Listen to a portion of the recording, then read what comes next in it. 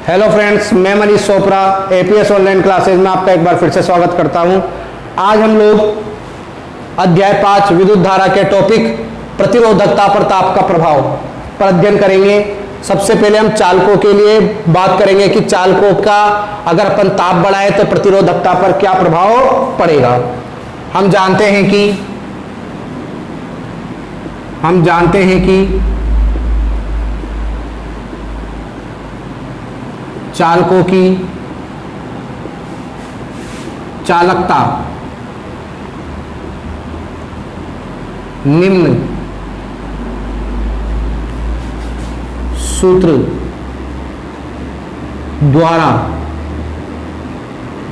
दी जाती है। हम जानते हैं कि चालकों की चालकता निम्न सूत्र द्वारा दी जाती है। देखें, सिग्मा बराबर होता है एम ई स्क्वायर टो बटा एम। यहां एन एकांक आयतन में इलेक्ट्रॉनों की संख्या है। ई इलेक्ट्रॉन का आवेश, एम इलेक्ट्रॉन का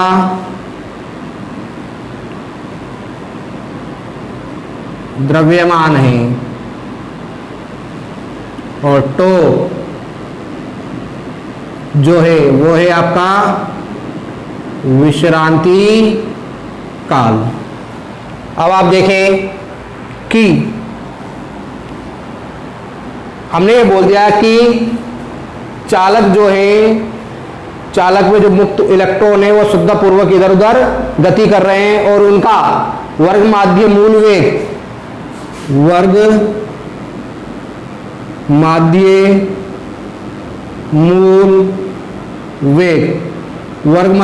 वेग है VRMS तथा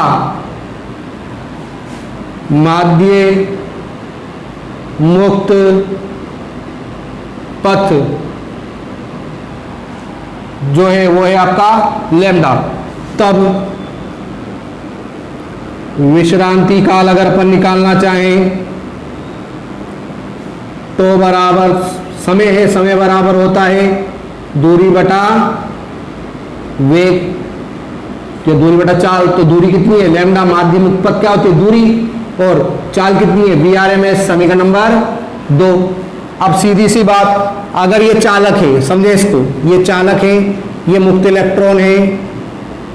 जब इसका ताप बढ़ाएंगे चालक का, जब ये चालक का ताप बढ़ाएंगे तो मुक्त इलेक्ट्रॉनों की ऊर्जा में वृद्धि होने लगेगी।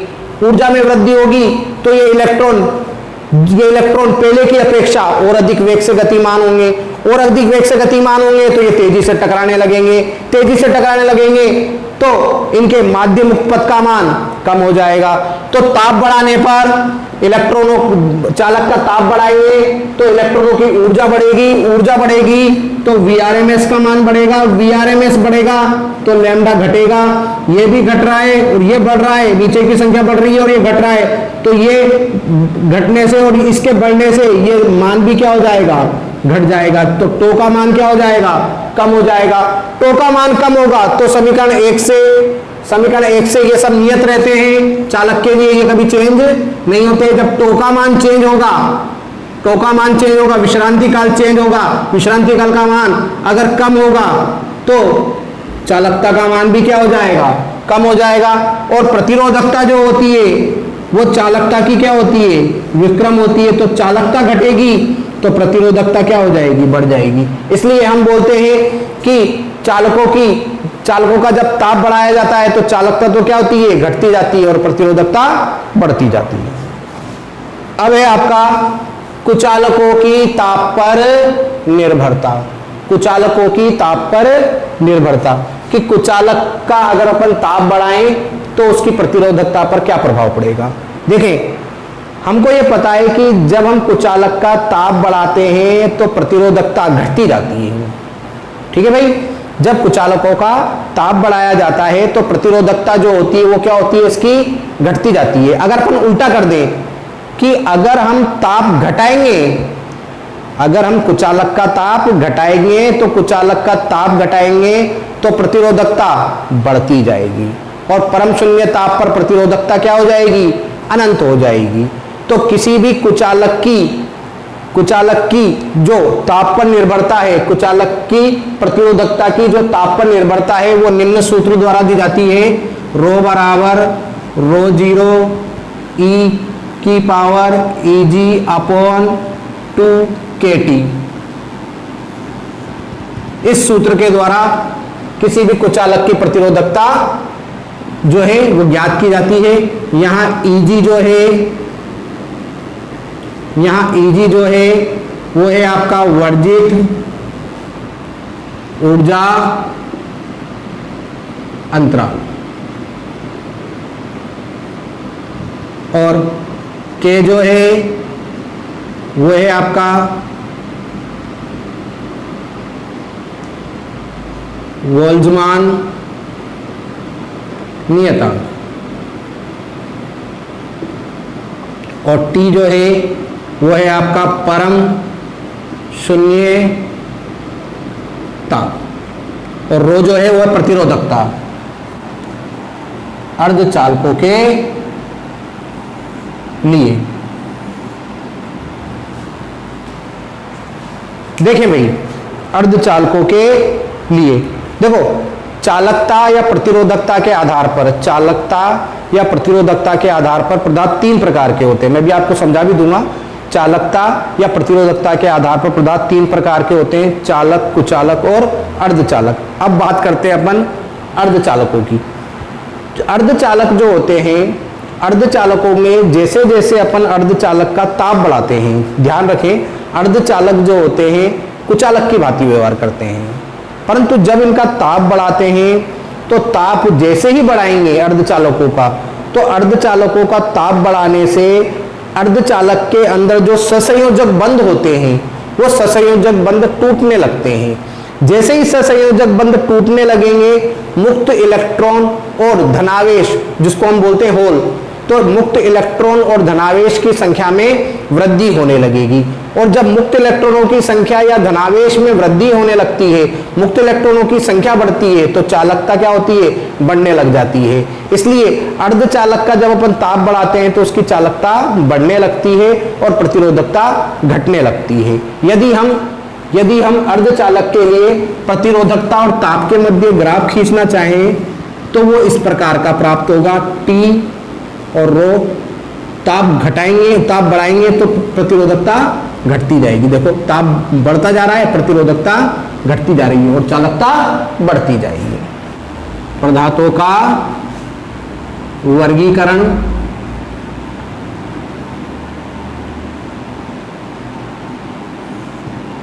देखें भाई, चालकता या प्रतिरोधकता के आधार पर, चालकता या प्रतिरोधकता के आधार पर पदार्थ निम्नलिखित तीन प्रकार के होते हैं। चालकता या प्रतिरोधकता के आधार पर पदार्थ निम्नलिखित तीन प्रकार के होते हैं। पहला चालक, दूसरा कुचालक, तीसरा अर्धचालक।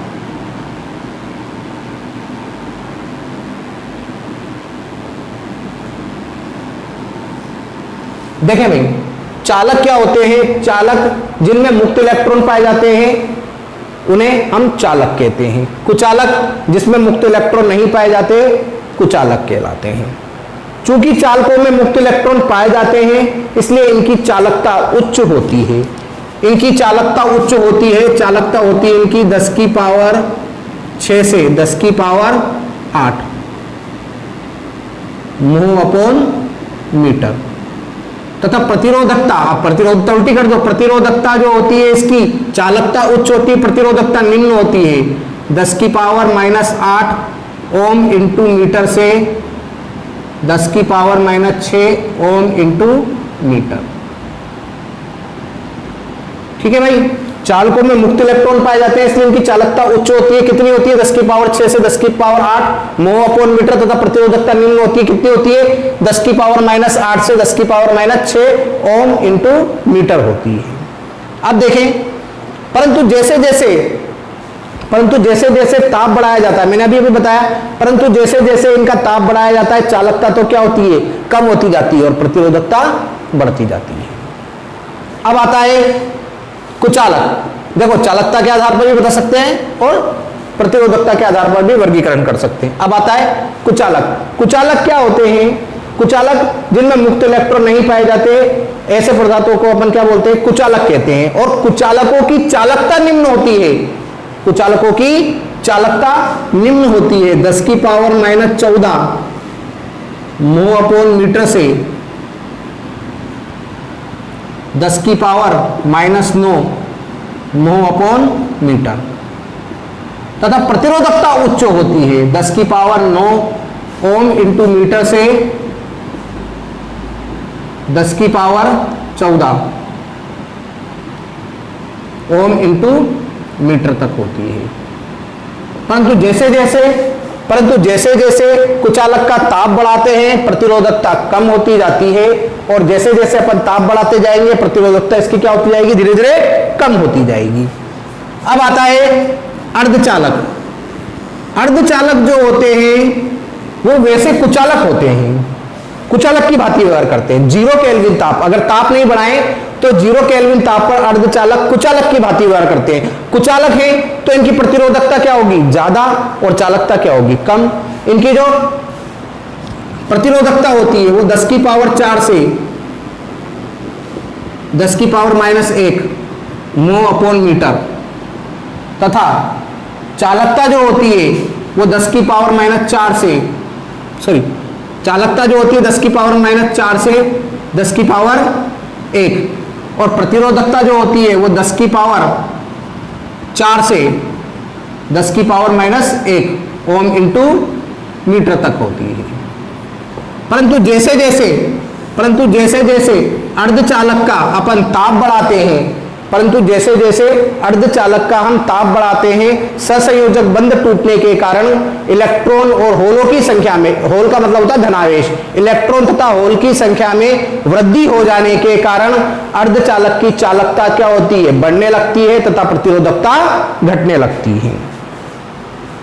तो इस प्रकार से अपन चालकता और प्रतिरोधकता के आधार पर भी पदार्थों का वर्गीकरण कर सकते हैं। अतिचालक।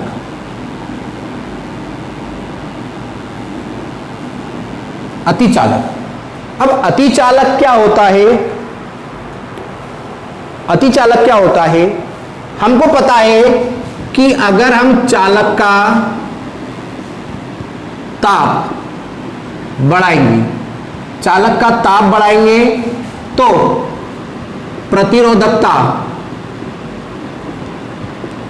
प्रतिरोधकता बढ़ेगी तथा चालकता घटेगी। सीधी सी बात है, चालक का ताप बढ़ाते हैं, चालकता जो होती है वो घटती है, और प्रतिरोधकता जो होती है वो बढ़ती है। उल्टा करें, अगर अपन चालक का ताप घटाएं तो प्रतिरोधकता जो होगी वो भी कम होगी, और चालकता जो होगी वो क्या हो जाएगी? बढ़ जाएगी। तो अगर हम किसी चालक का ताप बढ़ाते हैं तो प्रतिरोधकता जो होती है वो बढ़ती है और चालकता घटती है। अगर अपन इसका विपरीत बोले कि अगर हम किसी चालक का ताप घटाएं तो चालकता बढ़ेगी तथा प्रतिरोधकता कम होती जाएगी। अगर हम और अधिक ताप घटाते जाएं तो एक स्थिति ऐसी आएगी कि चालकता तो हो जाएगी अनंत और प्रतिरोधकता हो जाएगी शून्य। और जब चालकता अनंत हो जाएगी और प्रतिरोधकता शून्य हो जाएगी तो जिस ताप पर यह क्रिया होगी उस ताप को हम बोल देंगे क्रांतिक ताप। और जिस पदार्थ के लिए चालकता अनंत हो जाए और प्रतिरोधकता शून्य हो जाए, ऐसे पदार्थ को अपन बोलेंगे अति चालक। और इस प्रॉपर्टी को या इस गुण को अपन बोलते हैं अति चालकता। अति चालकता की जो खोज की थी सन 1911 में, अति चालकता की जो खोज की थी सन 1911 में एक डच भौतिक शास्त्री थे,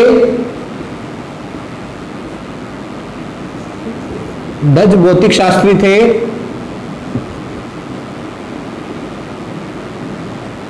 अर्लिंग ऑन्स, इन्होंने की थी। और इन्होंने पारे को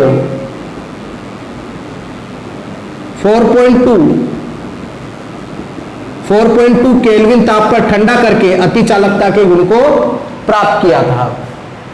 ठीक है, अति चालकता की जो घटना होती है वो 10 केल्विन से 0.1 केल्विन तक प्रेक्षित होती है। हमारे वैज्ञानिक जो है वो 100 केल्विन तक अति चालकता की खोज कर चुके हैं। अगर हम अति चालक, इसका भविष्य में जो उपयोग हो सकता है वो ये हो सकता है कि जब हम पूर्णतः अति चालकता की खोज कर लेंगे तो अति चालक तार बन जाएंगे। अति चालक तार बनेंगे तो उसके अंदर प्रतिरोधकता शून्य हो जाएगी और चालकता क्या हो जाएगी, अनंत हो जाएगी। तो क्या होगा, हम लंबी दूरी तक धारा का हास्य बिना से भेज सकते हैं। तो अति चालक तार बना सकते हैं। सुपर कंप्यूटर बनाने में भी इसका उपयोग होगा। छोटे छोटे ट्रांसफार्मर बना लेंगे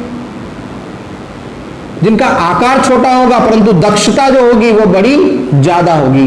तो भविष्य में इस अति चालक का इस प्रकार से हम उपयोग कर सकते हैं। अगर अति चालक जो होता है, अति चालक के अंदर चुंबकीय क्षेत्र जो होता है, अति चालक के अंदर चुंबकीय क्षेत्र जो होता है वो शून्य होता है और इसे हम बोलते हैं मेसनर प्रभाव।